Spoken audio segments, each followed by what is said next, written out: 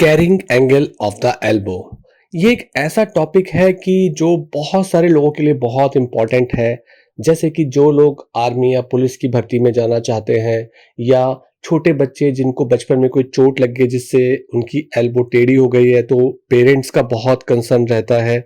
या गर्ल जो कि टीनेज के बाद बड़े हो रहे हैं, पेरेंट्स को चिंता हो रही है कि ये एल्बो का जो शेप है वो ऐसा क्यों दिख रहा है, एक साइड का एबनॉर्मल दिख रहा है।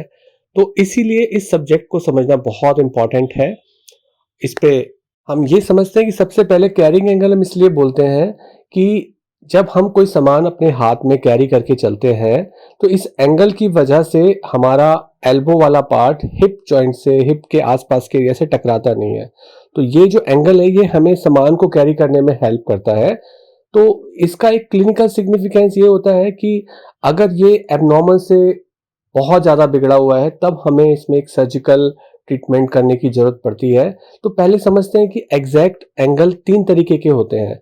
एक तो नॉर्मल कैरिंग एंगल होता है, वो एंगल के बारे में हम बात करेंगे जो नॉर्मल होता है। उसके अलावा ये फोरआर्म जो है, या तो हमारी बॉडी से अवे जा रही है, अगर ये अवे जा रही है तो उसको हम क्यूबिटस वेल्गस बोलते हैं। या अगर ये फोरआर्म हमारी बॉडी के अंदर की तरफ आ रही है, दूसरे साइड से अगर कंपैरिजन करते हैं, तो उसको हम क्यूबिटस वेरस बोलते हैं। इनको चेक करने के लिए एक स्पेसिफिक पोजीशन होनी चाहिए। उस पोजीशन में स्पेसिफिक तरीके से जब हम मेजर करते हैं, तभी कैरिंग एंगल ठीक तरीके से आता है। तो जब कोई इंसान सीधा खड़ा हुआ है, दोनों फोरआर्म बिल्कुल सीधी हैं और पाम जो है सामने की तरफ फेस कर रही है, तो उस चीज को हम नॉर्मल पोजीशन बोलते हैं। अगर आपकी कोहनी में किसी भी तरीके की ऐसी परेशानी है कि आपकी कोहनी यानी एल्बो जॉइंट पूरी सीधी नहीं हो पाती है, तो कैरिंग एंगल को जज करना पॉसिबल नहीं है। इसलिए एल्बो का पूरा सीधा होना बहुत जरूरी है। तो जब आप सामने की तरफ हाथ को, पाम को फेस करके खड़े हैं, तो शेफ्ट जो होती है आर्म की और जो फोर आर्म की शेफ्ट की जो मिड लाइन होती है, दोनों से एक लाइन खींची जाती है। वो लाइन के इंटरसेक्शन पे जो एंगल बनता है, यानी कि जो दोनों लाइंस जब एल्बो जॉइंट के आप आसपास जाके एक दूसरे को काटती हैं, तो उस पे जो एंगल बन रहा है उसको हम कैरिंग एंगल बोलते हैं। अब इसमें बात करते हैं कि जो कैरिंग एंगल होता है नॉर्मली कैसा होता है। 5 डिग्री से 15 डिग्री के बीच में अगर कैरिंग एंगल है तो वो नॉर्मल माना जाता है। जितने विमेन के अंदर कैरिंग एंगल की टेंडेंसी होती है वो ज़्यादा होती है। जो कद जिनका छोटा होता है उनके अंदर भी कैरिंग एंगल थोड़ा सा बड़ा होता है, और जो लंबे लोग होते हैं उनके अंदर भी कैरिंग एंगल उनके अंदर थोड़ा छोटा होता है। तो इस प्रकार से विमेन के अंदर कैरिंग एंगल ज़्यादा होगा, मतलब वो 15 डिग्री की तरफ ज़्यादा होता है, और मैन में वो लगभग 10 डिग्री के आसपास ज़्यादा रहता है, 10 से 12 डिग्री के आसपास। उसके अलावा कुछ लोग जो स्पोर्ट्स में होते हैं, जिन्हें बॉल थ्रो करनी होती है, उनके अंदर भी कैरिंग एंगल ज़्यादा होता है। थोड़ी शॉर्ट हाइट के लोगों के अंदर भी कैरिंग एंगल ज़्यादा होता है। और हमने विमेन या गर्ल की तो बात की थी, क्योंकि उनका हिप का पैल्विक एरिया बड़ा होता है, तो उनके अंदर कैरिंग एंगल बड़ा होता है। तो पहली एबनॉर्मलिटी जो हम बोलते हैं उसको हम बोलते हैं क्यूबिटस वेरस। मोटे तरीके से समझा जाए कि जब हमारी पेशेंट के अंदर जो फोर आर्म होती है, अगर वो बॉडी की तरफ मूव कर रही है, तो ये एंगल छोटा है, यानी क्यूबिटस वेरस है। तो इस डिफॉर्मिटी को क्यूबिटस वेरस बोलते हैं। अगर ये फोर आर्म बॉडी के अवे जा रहा है तो उसको हम क्यूबिटस वेल्गस बोलते हैं।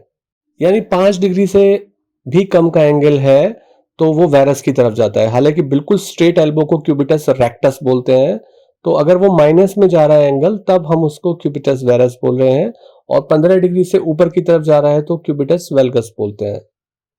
क्यूबिटस वेरस बच्चों में बहुत कॉमनली देखा जाता है। पेड़ से गिर गए, भागते हुए चोट लग गई, उनकी एल्बो के पास फ्रैक्चर हो गया। बहुत ही कॉमन फ्रैक्चर होता है सुप्राकॉन्डाइलर फ्रैक्चर ऑफ ह्यूमरस, जिसके अंदर बोन का फ्रैक्चर होने के बाद इस तरीके से शिफ्ट होता है कि उसमें वेरस डिफॉर्मिटी आती है। स्पेशली कि अगर आप किसी डॉक्टर के बजाय किसी बोन सेटर से इलाज कराएं, या इलाज ना कराएं, ऐसे ही कुछ बांध के उसको ठीक करने की कोशिश की जाती है, जो हमारे डिस्टेंट एरिया होते हैं, रूरल एरिया के अंदर जहाँ बॉन सेटर्स हैं, तो वहां पर ये हाथ टेढ़ा हो जाता है इन बच्चों का बड़े होते होते। और जो टेढ़ा होगा उसमें फोर आर्म जो होती है वो बॉडी की तरफ आ जाती है, दूसरे साइड से कंपैरिजन करने में पता लग जाता है कि ये हाथ टेढ़ा है।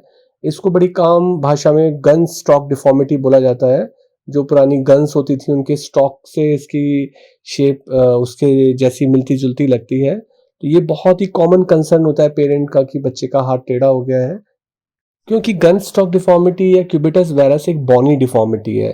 ये सॉफ्ट टिश्यू से जुड़ी हुई डिफॉर्मिटी नहीं है, तो ज़्यादातर केसेस में इसका ट्रीटमेंट सर्जिकल ही होता है। ऑपरेशन से बोन को एक हिस्से को निकाल के उसको सही किया जाता है, वेल्गस किया जाता है वापस से नॉर्मल एंगल के अंदर। तो इट्स ए बॉनी डिफॉर्मिटी जिसको बोन के ऑपरेशन से ही ठीक किया जा सकता है। अगर विरस डिफ़ॉर्मिटी जो है बहुत ज़्यादा नहीं है, तो ऑपरेशन की कोई ज़रूरत नहीं होती। नॉर्मली ये जो डिफ़ॉर्मिटी होती है, ये कॉस्मेटिक ज़्यादा होती है, इससे फंक्शन में कोई दिक्कत नहीं आती है, तो ऑपरेशन की बात सोचनी नहीं चाहिए। इसमें वो लोग ज़्यादा चिंतित होते हैं जिनको किसी आर्मी या डिफेंस सर्विसेज़ में जाने की बात होती है, क्योंकि वहाँ पर ये एक्सेप्टेबल नहीं मानी जाती है। पर नॉर्मल इंसान के लिए इससे कोई डिफ़िकल्टी नहीं आती है, वो अपने सारे फंक्शंस नॉर्मली कर लेते हैं, सिर्फ़ देखने में ये चीज़ खराब लगती है। ऐसे ही एक और बच्चों में फ्रैक्चर होता है जो कि ह्यूमरस बोन के अंदर लैटरल कंडाइल के फ्रैक्चर की वजह से होता है। तो अगर ये एडवांस स्टेज का फ्रैक्चर है और बोन इसमें घूम गई है, तो होता क्या है, जो बोन के दो साइड होते हैं, एक साइड जो बॉडी से लगा हुआ है उसको हम मीडियल साइड बोलते हैं, और एक साइड जो एल्बो का बॉडी से अवे वाला साइड है, दूर वाला साइड है, जिसे हम लैटरल साइड बोलते हैं। तो ये जो बीमारी होती है, ये फ्रैक्चर लैटरल साइड में होता है जो बॉडी से अवे है, और इस हिस्से की हड्डी जुड़ नहीं पाती है। तो जो अंदर का साइड है वो तो लगातार बढ़ता जा रहा है, जैसे-जैसे बच्चा एज में बढ़ता जा रहा है। जो बाहर जिस तरफ फ्रैक्चर हुआ है वो साइड ग्रो नहीं करता है। तो उसकी वजह से इसके अंदर क्यूबिटस वैल्गस डिफॉर्मिटी आ जाती है, और जो फोरआर्म होती है वो बॉडी से धीरे-धीरे अवे जाने लगती है। लॉन्ग टर्म में जाके इससे अल्नर नर्व के ऊपर भी फ़र्क आने लगता है, तब जाके लोग ज़्यादा सीरियस होते हैं, और वो एक इंडिकेशन भी है कि ऑपरेशन करना चाहिए।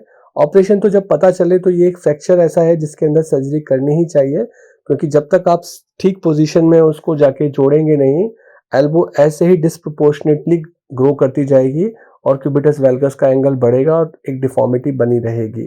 तो लैटरल कंडाइल के फ्रैक्चर्स के अंदर उसको सही से आइडेंटिफाई करके वापस अपनी जगह बिठाना चाहिए, तभी बोन नेचुरली ग्रो करती हैं। सूनर इज़ गुड, जितना जल्दी करें अच्छा है। अगर क्यूबिटस वैल्गस में अल्नर नर्व के सिम्पटम्स आने लगते हैं, अल्नर नर्व के ऊपर जोर पड़ने से उंगलियों में सुन्नपन या डिफॉर्मिटी आने लगती है फिंगर के अंदर, तो जब हम सर्जरी करते हैं तो साथ में अल्नर नर्व जो कि एल्बो के पीछे से जा रही होती है, सर्जरी करके इसको एल्बो के ऊपर की तरफ रख दिया जाता है, जिसको एंटीरियर ट्रांसपोजिशन बोला जाता है। वो करना ठीक रहता है। अगर आम तरीके से पूछा जाए कि कितने एंगल पे हमें सर्जरी के लिए सोचना चाहिए, तो नॉर्मली 5 से 15 डिग्री तो हमारा नॉर्मल एंगल ही होता है एल्बो का, जो कि फोरआर्म जो है अवे फ्रॉम बॉडी होती है। तो अगर 5 से 15 डिग्री है तो नॉर्मल है, और अगर -30 तक भी जा रहा है, क्यूबिटस वेरस हो रहा है, या +30 डिग्री तक एंगल जा रहा है, तब तक भी कोई फंक्शनल प्रॉब्लम नहीं आती है कि आपको काम करने में कोई दिक्कत नहीं आती है, परेशानी नहीं आती है, तो हम सर्जरी को अवॉइड करने की बात सोच सकते हैं। अगर वेल्गस है, अल्नर नर्व के सिम्पटम्स आने लगे हैं तो सर्जरी की ज़रूरत होती है। लैटरल कंडाइल का फ्रैक्चर है जिसकी वजह से अगर क्यूबिटस वेल्गस जा रहा है तो सर्जरी करनी चाहिए। यानी कि ये जो सर्जरी कब करनी चाहिए, कब नहीं चाहिए, ये डॉक्टर के साथ आपके डिस्कशन के साथ संभव है कि कब इसका ऑपरेशन होना चाहिए।